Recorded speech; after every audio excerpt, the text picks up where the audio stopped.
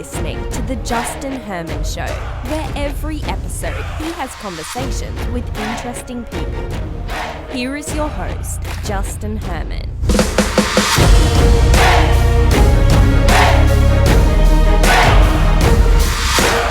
Hey everybody, thanks for checking out another episode of The Justin Herman Show. I am Justin Herman, and this episode is going to be a really fun one. I'm talking with a guy named DeRose. He has been in politics. He is a law guy. He has written a bunch of books, and the best part is he writes these books because he's interested in the topic, right?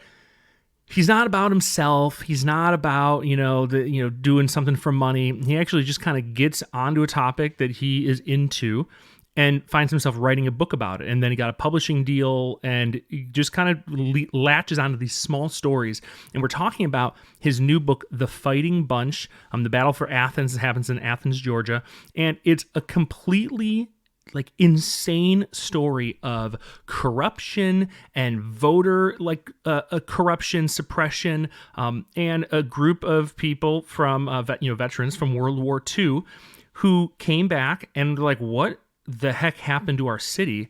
And they actually do something about it. Instead of making excuses, they do something about it. This is a very timely podcast, okay? He wrote this book, obviously before our election that just took place in 2020. I'm not going to go into detail my feelings on that.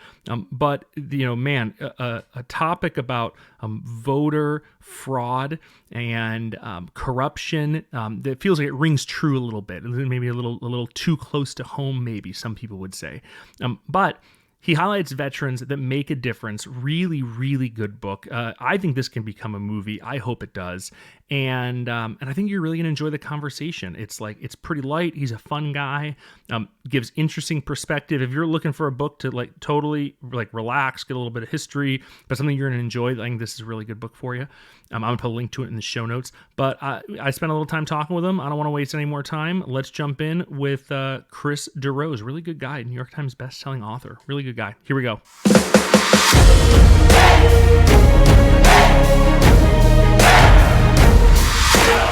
Well, hey everyone, joined here with DeRose. Chris, thank you so much for making time for the podcast. A pleasure. Thanks for having me. Well, absolutely. When I got a copy of your book, your new book, The Fighting Bunch, obviously I'm into the military. I'm into armed conflicts. I'm into things that shaped our world. So getting a copy of your book, reading through it, it's been awesome. For those who aren't familiar with you, though, you got your start. You didn't start as I'm going to be a writer. You got your start clerking at the Supreme Court, and you've done some just really incredible things in your career. Can you just kind of give a once-over for those who aren't familiar with you? Yeah, so I'm an attorney by training, and so I had my own law practice for years here in Phoenix, Arizona. I've worked on national political campaigns as a consultant and a staff member, and I was formerly clerk of the Supreme Court for Maricopa County, Arizona. So that's the person who administers the court system. We had about 700 employees trying to build the court system of the future, make things more user-friendly, less expensive, less aggravating for the people who unfortunately have to find themselves using the court system. And I'm formerly the Senior Litigation Counsel to the Arizona Attorney General, where I represented the state in courts of appeal, federal courts, defending state statutes, and defending the integrity of prosecutions, convictions that have been won at the trial court level. So it's been a varied career. I don't know if anyone sets out to just write. I feel like, especially in nonfiction, the fact that I got to write a book at age 30, that I got a book deal at age 30 I was really lucky, and really young to be doing that. And so I think, and the best writers, I think, have a variety of experiences. It helps you be a better writer. When you first decided to write your first book, because this The Fighting Bunch is not your first book. It's the first, or it's the one of many books that you've written. Number 5, I can hardly believe. Yeah, that's unbelievable and such an incredible accomplishment. What was the moment where you decided, I'm going to write a book? What got you into book writing from a legal profession to begin with? Doing, like you said, nonfiction. So it's interesting. I always like to write. I like to tell stories, and I'm a huge junkie when it comes to reading about history And so I always thought that those two might come together someday. What I was really missing was that one idea that will focus you on writing. I mean, it takes so much time and effort to write a book, and so much of it really is on speculation before you ever know that you'll have a book deal. And it really needs to be something that you're fascinated by, and you just have to, something you'd almost research on your own time if nobody was paying you and nobody was ever going to pay you, but you're that into the story that you have to learn more about it. And that was the case with Founding Rivals, where I had this singular event in American history: two future presidents running against each other for a seat in Congress, first House of Representatives, Madison versus Monroe. If Madison loses, we're not going to get our Bill of Rights as a country, and the country may well have broken up right on the tarmac, right before it it took off. And so I thought that was a fascinating event with really important consequences for the country, but one that had been overlooked in history. And from there, it was off to the races. It was a successful book, and I had the chance to write others. And so I'm grateful to still be writing 10 years later. That's so much fun. The writing trade, I mean, it is not easy. Having the talent of writing, but then taking the step of getting published. There's a lot of people out there who'd say they're writers, but the step of getting published and being able to do it consistently, that's a hard deal. Was it hard getting that first deal out of the gate? Was it like what you said, you find something you're kind of passionate about or something you want to research? Would you do it if you weren't getting paid for it? I think you said that perfectly. Was that first one out of the gate difficult? Did it just kind of come out of nowhere and kind of fell into your lap, that first opportunity to be published? Yeah, I want to say it's just one of those things in life that worked out serendipitously. Like, it shouldn't have happened this way by all rights. And so, I hear all kinds of horror stories about having to seek agents and seek representation and send query emails that never get responded to, and sending excerpts of your book. You never hear back. Honestly, I had a friend who was the ghostwriter for someone else, and he had posted on Facebook that, hey, our new book is coming out on Tuesday. And I said, hey, I've got this idea for this book about Madison and Monroe, and could I please talk to your agent? And he introduced me to his agent. We had a half-hour conversation. I had an agent. I had a book deal probably 6 weeks later. Wow. When it comes to your newest book, Fighting Bunch, what started you down the path of writing? I mean, was it something you heard? Was it something you remember from, whatever, and you just found yourself going down the rabbit hole? Like, how did you get hooked onto this topic, which led to obviously this incredible book? So I wish I could remember the first time I heard about the Battle of Athens, particularly because I'm getting that question a lot these days. And I just don't remember. I searched through my email, see if I was ever talking about it with someone. I appear to have known the basics of this story for a very long time, that there were these World War II veterans, that they'd come back to a corrupt political machine in charge of their hometown, that they had been denied their right, their parents, their grandparents, while they were gone, had been denied their right to participate in free elections while they were overseas risking their lives. And when they came back, that they'd formed an all veterans party and tried to challenge the machine, but the machine wasn't any differently disposed to give them a fair election and a fair count. And so that a handful of them had taken up arms one last time in their hometown and militarily defeated this corrupt political machine that was in the process of stealing the election. That was really all I knew, and that was really all anybody knew, right? I mean, the very basics of this story, I feel like knowledge of the Battle of Athens is a mile wide and an inch deep, in the sense that people know those basics, but so many of the details of the Battle of Athens have never been publicly known before this book. And so just always been fascinated by the story and decided to travel to Athens to see what I could find. I mean, there was a very real chance there just wouldn't be enough to write a book out, or maybe what I could find is what was publicly available elsewhere. But as it turns out, there was quite a bit, from hours of audio recordings of the people involved, to affidavits of the participants, the personal letters and diaries of some of the men involved. And I found those scattered all throughout the country, from Atlanta to San Francisco, Denver, and to Houston, all over Tennessee and in Athens itself. And so this was probably the most fun I ever had writing a book, because every day was a treasure hunt.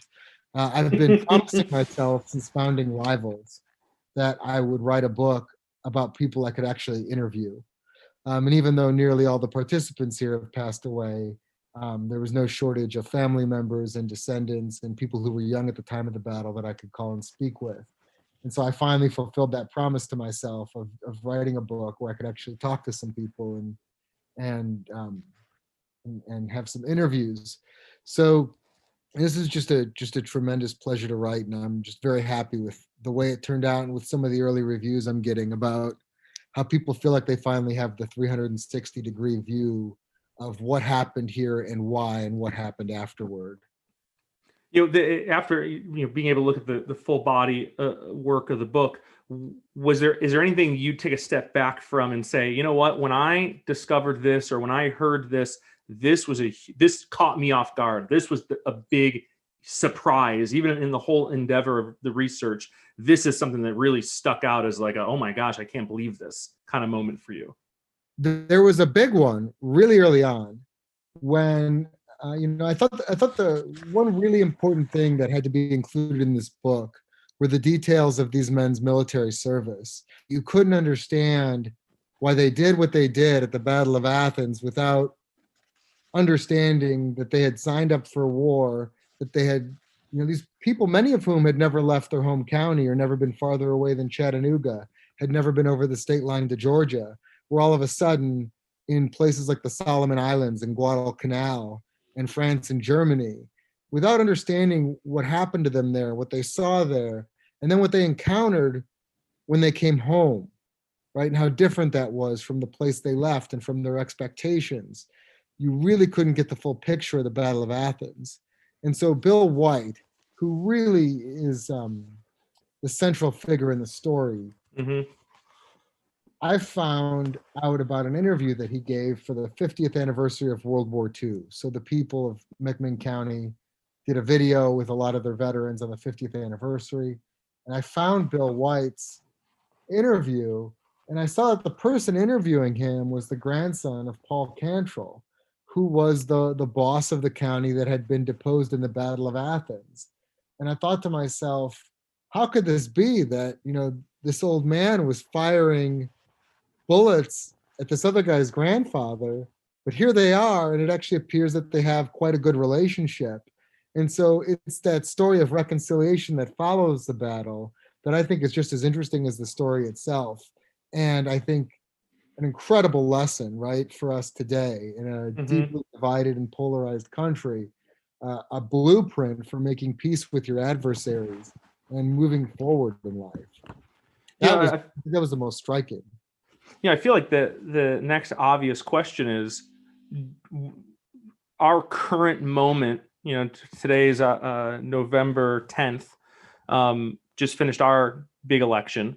Are there parallels? Obviously, you didn't know how everything was going to turn out this year while you were writing the book, but now we've experienced it. We're a week into experiencing post the election. Are there things that you would say, oh my gosh, like this is, unexpected correlations between what we're experiencing now and maybe some of what they experienced and went through in the pages of your book? Yes. I mean, this process starts, 2 years before the publication date. And so you really don't have a great sense for what will be happening in the country, of course, while you're writing it. And I've seen nothing but uncanny parallels with the events of 1946 in McMinn County, Tennessee, from concerns about police brutality.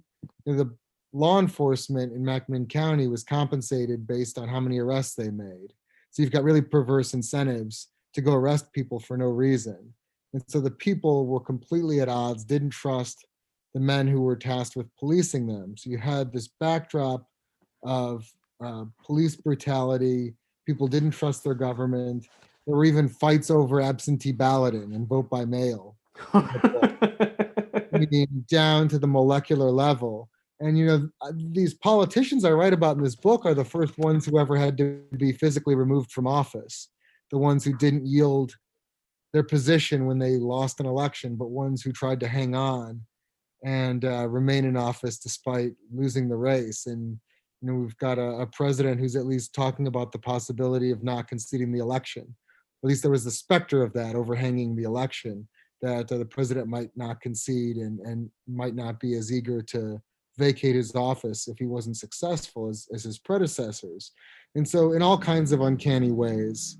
It seems like, and I'd obviously want your take on this, it seems like history tends to repeat itself. You just spoke of, the people who didn't want to give up their office, removed from office. Like, is there, from the wider view of kind of political trends or social trends, that there's a little bit of history repeats itself when it comes to our political system, just the way it's structured, the way it's built, that it's inevitable that we're going to have situations like this? I think, people don't change. And so as a consequence, history remains the same. And so you change the technology, you change the culture, change the year. But one of the things I've been struck by as a historian is that people remain the same over time and across international boundaries, across continents. And so you see the same things happening over and over again. Yeah. Do you ever think that, and again, this is just a perfectly timed book. Do you ever think that there'll be a day where there'll be a style of revolution like this again in our country? No, I don't think so. I think this was a singular event. And if you look at everything in the book that happened to put these GIs at this point where they had to fight, you have a decade of stolen elections. And I don't mean what people talk about today, oh, this wasn't the count I expected, so this election was stolen. Yeah. No, I mean an armed sheriff's deputy pointing a gun at you and telling you to get out of the polling place. Well, they're going to count the ballots in secret, and the total is going to be whatever they announce it is. That's what I'm talking about when I mean voter fraud or voter intimidation and vote theft. Ballot boxes being swapped, ballot boxes being taken back to the jail for counting. I mean, brazen, over-the-top voter theft, and in the words of one U.S. Attorney General, the worst allegations of voter fraud in the history of the United States. So that's what I'm talking about here. And that went on for a decade. And the people of this town, and I found over 1,000 documents in the National Archives where people from Macmillan County were pleading, begging their federal government to step in and do something about it. The state government wasn't going to do anything because the local machine was allied with a statewide network that was run out of Memphis. So the boss Crump controlled all of the state of Tennessee, and the machine in Macmillan County could count on whatever they wanted from the state government, whether that was state police, which were often on hand during election days to make sure that those were stolen for the machine, to the National Guard. I mean, literally whatever they needed. And so their only hope was the Department of Justice, who in the 1940s wasn't great about enforcing voting rights at the local level, particularly when there's no federal candidate on the ballot. These are local elections. Mm-hmm. Two, you could say they're a little bit distracted with World War II. Three, and this is a little bit more cynical, but I know that to some degree this was at play. Boss Crump controlled 2 U.S. senators. He controlled a number of congressmen from Tennessee. The Roosevelt White House and then the Truman White House had to be mindful of Boss Crump's presence. And, going into Macmillan County and prosecuting too many people would put the administration crosswise with Boss Crump. And that was just a reality. And so all of these things are at play. But what's clear is that the people of Macmillan County lost their democracy to a degree that's unheard of and impossible in America today.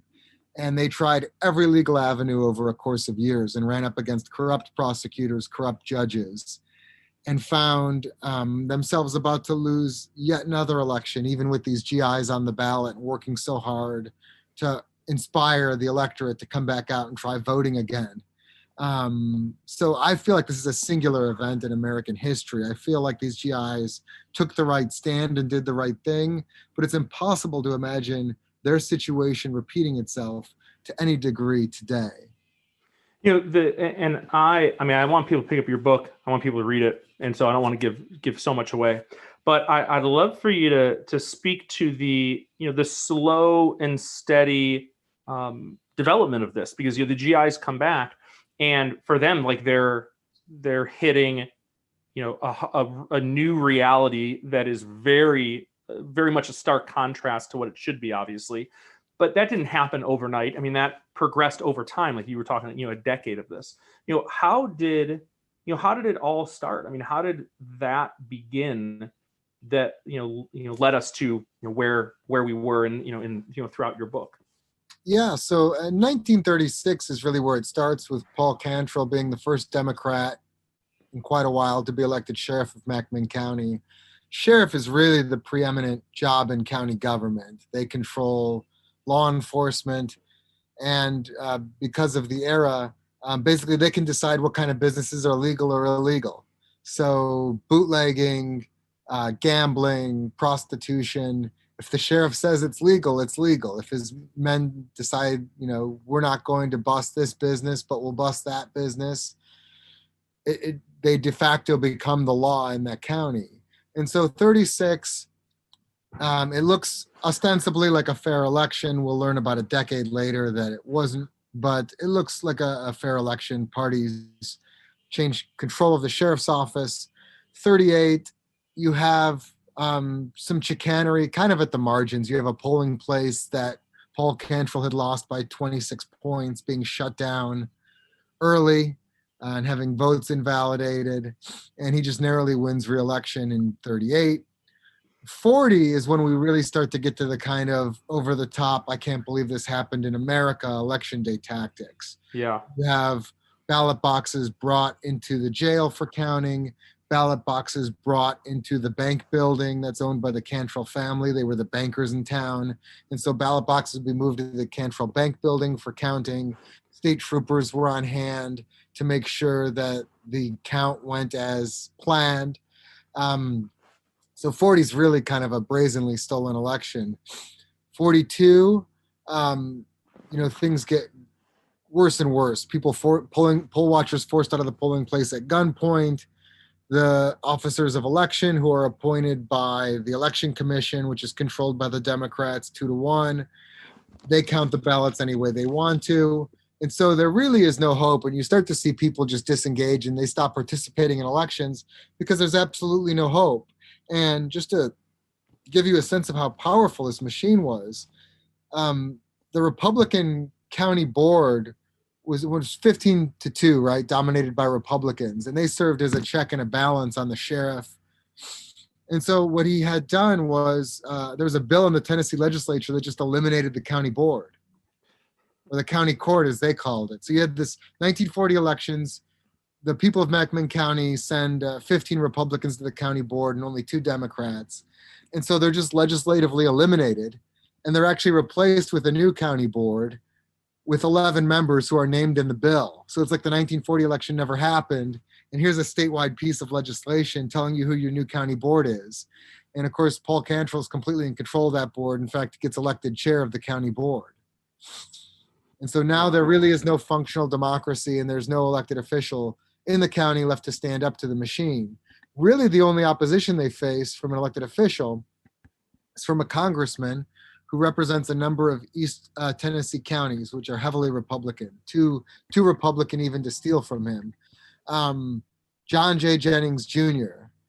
And he agitates pretty aggressively for fair voting and for prosecutions in McMinn County. And so his personal papers are at UT Knoxville, and they're just filled with letters and memos to J. Edgar Hoover at the FBI, to a succession of attorneys general, trying to put this on their radar and trying to get help, and also corresponding with people in McMinn County, trying to coordinate the resistance there against the machine. And so, these guys had totally lost their democracy. Things certainly didn't get better when 3,500 young men left the county to go off and fight World War II. And so it just escalated. And by the time they came back, the situation was such that they were getting arrested off the bus coming home from war. You had deputies arresting them to get their mustering out pay, all the money they had in the world coming back from fighting a war. And these corrupt deputies are arresting them, throwing them in jail, and taking it. So that's a heck of a welcome that some of them got for their service.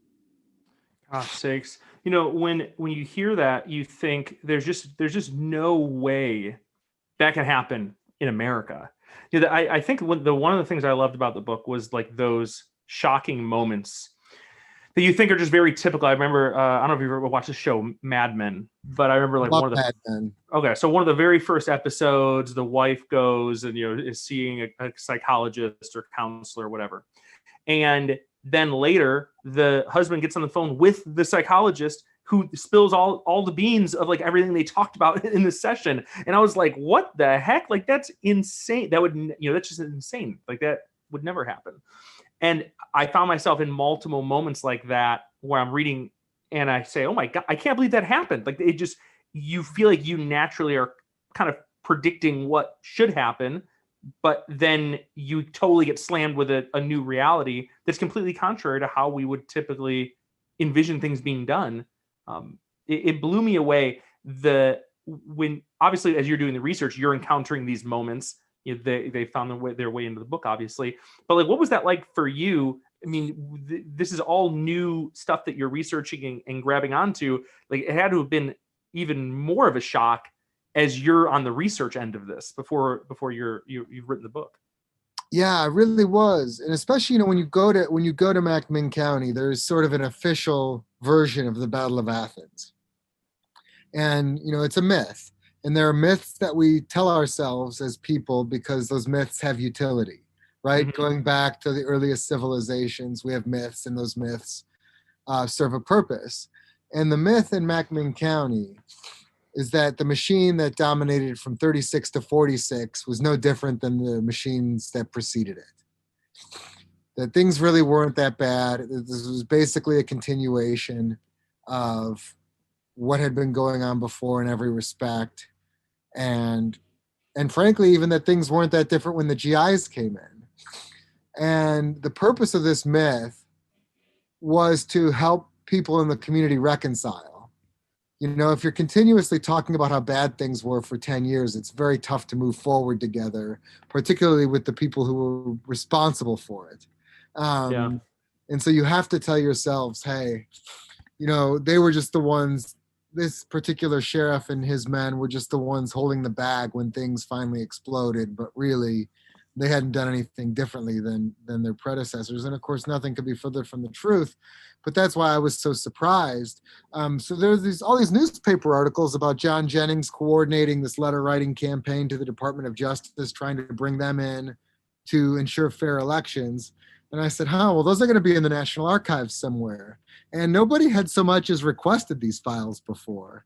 And, if you've seen Raiders of the Lost Ark, that scene at the end where they put the Ark of the Covenant, it's like in that room at the National Archives. Right next to the Ark of the Covenant are all these manila envelopes and letters from Athens, Tennessee and McMinn County describing the kind of voter fraud that would just make your hair stand on end. Like, it sounds like it shouldn't be America. It sounds like it's the people America was fighting during the Second World War instead of the home front.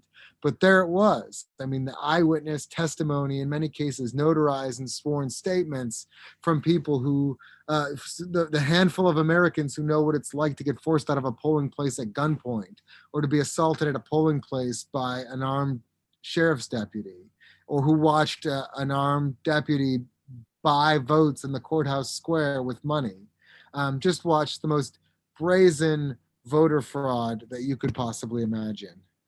And again, we talked about it, at the very beginning as you were starting the research. I'm shocked that those files even still existed. That someone didn't just accidentally, and I'm using air quotes, accidentally lose them somewhere. And the fact that they existed, was it an oversight? Someone forgot to get rid of them? I'm so surprised they would intentionally keep this as a piece of their history. Yeah, so no, these are official documents, and so they're required to be preserved by law. And so there's quite an extensive file at the Department of Justice, or at the National Archives, which is the repository for the old DOJ files. And so there really is no process for destroying these over time or anything like that. They're supposed to be preserved. That's what it's there for.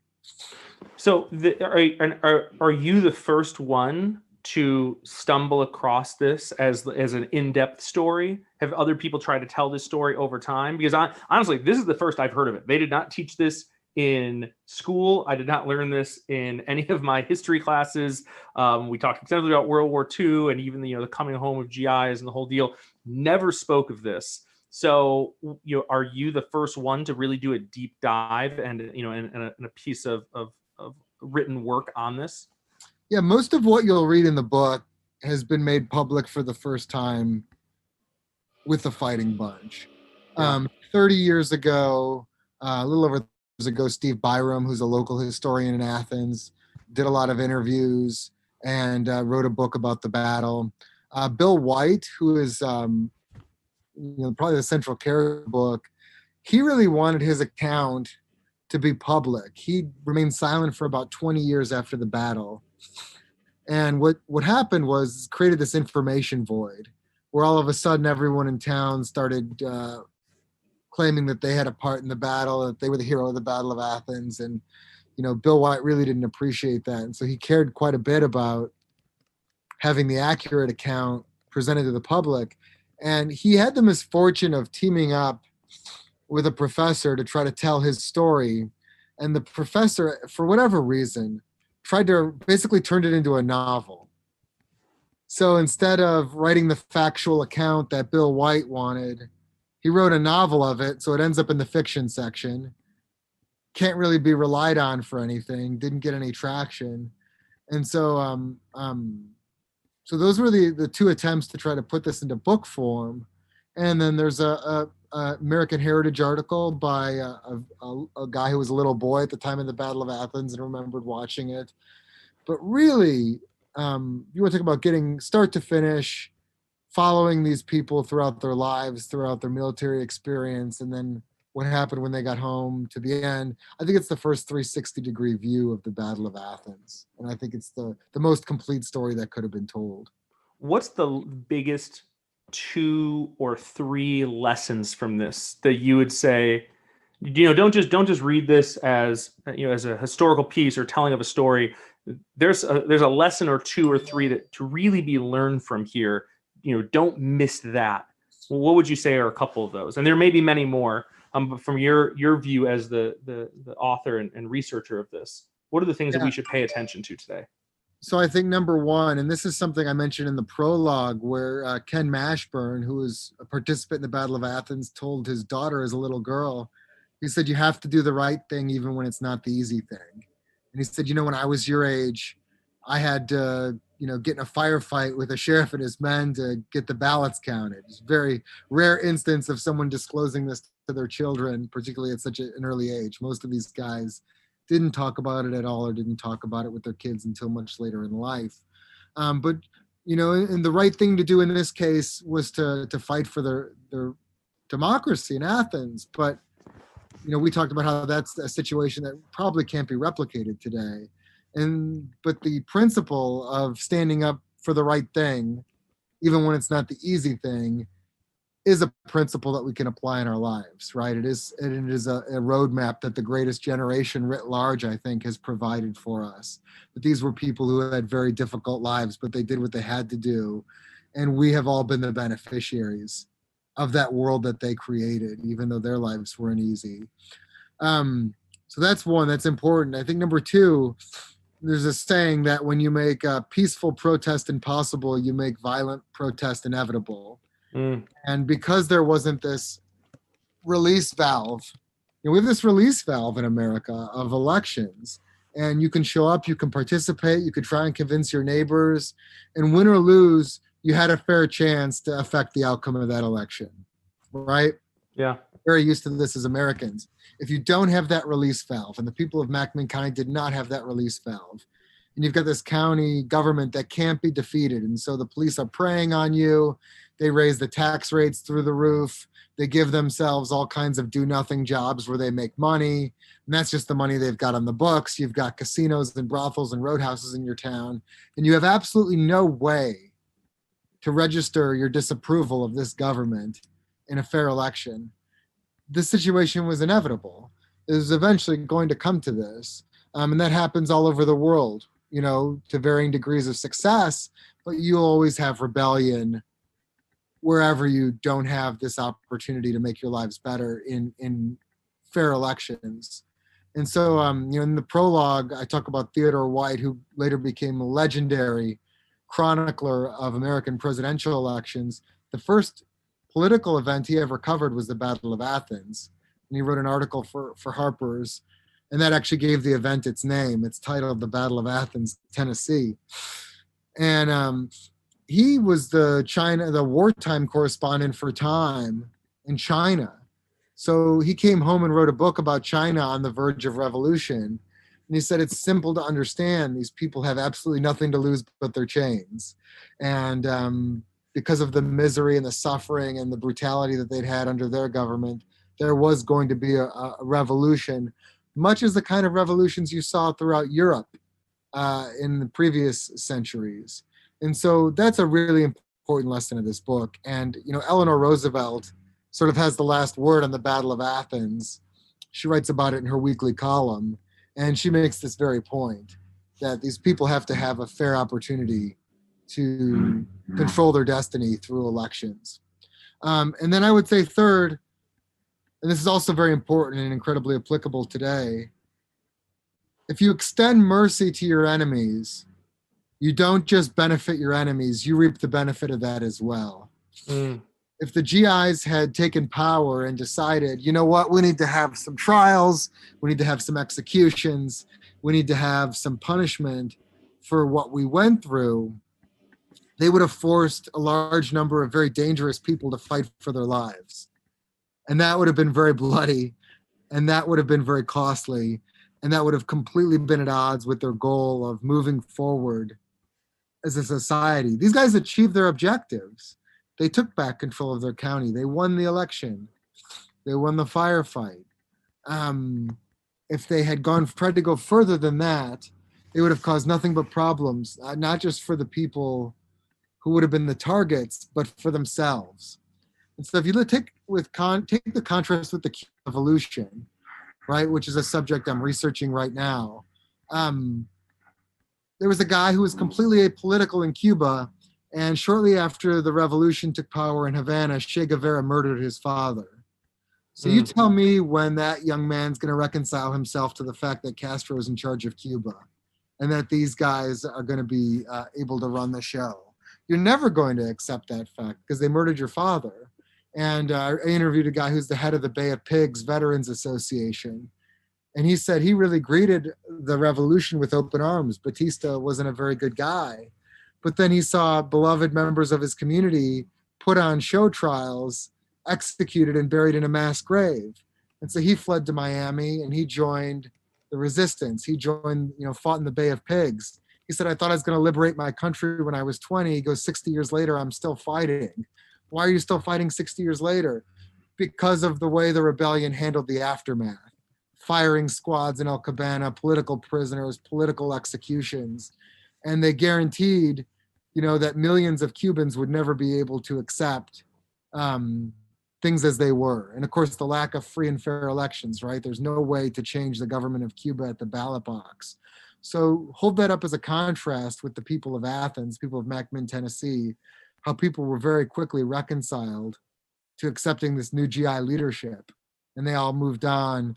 And there's some really deep and really compelling friendships that exist to this day across those previous divides. And that's only possible because of the magnanimity of the winners. As we're wrapping up, okay, this is the obvious question. Do you envision this or hope for this, or is there currently talks of this to become a show, a miniseries, a movie, a something? Is that something on your list for this project? Yeah, absolutely. I've, every writer I think would love to see their work on the small screen or big screen, and I think this story would really, really translate very well as a movie or as a miniseries. And so I do have an agent in Hollywood, and he has been doing a fantastic job of getting it out there. And so we'll see what the interest is. But I do expect it will be turned into a movie or show someday. I think it Who, just works too well for it not to be. who would you, and again, don't give away anything you can't give away. Who would you like to play Bill White if you had the pick, knowing that character, that man so well? He's not a character, he's a real guy. Knowing him as well as you do through the research and everything you've put in, who would you like to see play him? Who? I'm going to cheat. I'm Go going to ahead. cheat and say young Clint Eastwood. Um, Oh, that is. He has a son. Eastwood has a son, so Scott Eastwood, and he looks a lot like his dad. So, Clint, I'm a huge Clint Eastwood fan. Clint has basically played the same character in most of his recent movies. He's the same Mhm. character in Gran Torino as the mule, as Million Dollar Baby. Yep. Just like this curmudgeonly guy with a heart of gold. Um, and Bill White is basically that same character, but like at age 20 in the book. And so, yeah, maybe Scott Eastwood because 1950s or 1940s Clint isn't available. Maybe he could do it, but I think he'd be ideal. That's great. What new stuff are you? Where obviously people should go pick up your book. I'm gonna put links in the show notes. Fighting Bunch, Battle of Athens, such a great read. What's the next thing that you're looking ahead to? Are you just enjoying this moment of the book finally being out? Is there something that's already kind of caught your interest for what might be coming in the future? So beyond the research into the Cuban Revolution and possible book there, I started a podcast of my own. I released the first episode yesterday, and Nice. based on a story I found while I was researching the Fighting Bunch. So one of the coolest parts of my job is I get to sit and read old newspapers during the day, and that's work. I mean, it's it's A a lot of dream. jealousy. A lot of jealousy. Dream. And so I'm reading the Daily Post Athenian in 1946, and I see a short headline in an AP story about a Phantom Marine. And I'm distractible if nothing else. So I said, okay, this seems interesting. And I was clearly referencing previous days' coverage. And so I went to go back, and I was like, I'm going to read this Phantom Marine. It's the story of a guy named William Langston, who was declared killed in action on Iwo Jima, March 7th, 1945. And in January 1946, a man appears in the town near where he grew up in Newport, Arkansas, claiming to be William Langston. And virtually everyone in the town believes it's him, swears that it's him that they interacted with for 2 days. And then he vanishes again. And I said, okay, I'm going to go find the Wikipedia entry on this. I'm going to see how it ended. I'm going to move on with the research. And there's literally nothing online about this. You have a number of newspaper articles at the national level that just kind of stop in their tracks. Then I went and found the local newspapers in Arkansas, which would have had to cover it a little bit more closely with a little bit more detail. And I got a lot of great information there, but then they stop in their tracks. And then I said, okay, I can't move on with my Fighting Bunch research, knowing that this mystery is out there. I need to know what happened.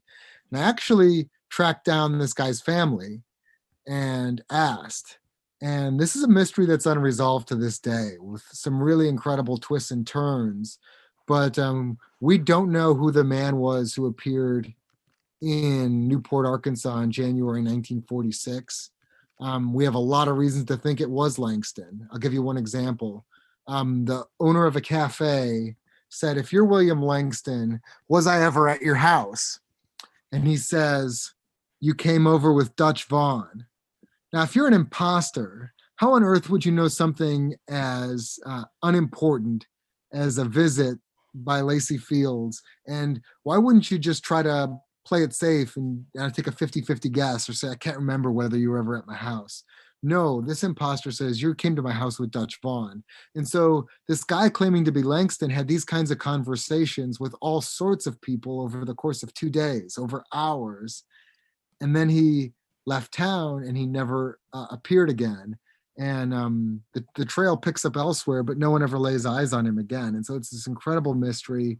I'm looking to get people together to solve it. It's the Phantom Marine podcast, and started a Facebook discussion group too. And maybe it's something we can work together and bring some resolution to, because someone is buried in this grave with William Langston's name on it, and somebody showed up in Arkansas claiming to be him and convinced an awful lot of people that it was him.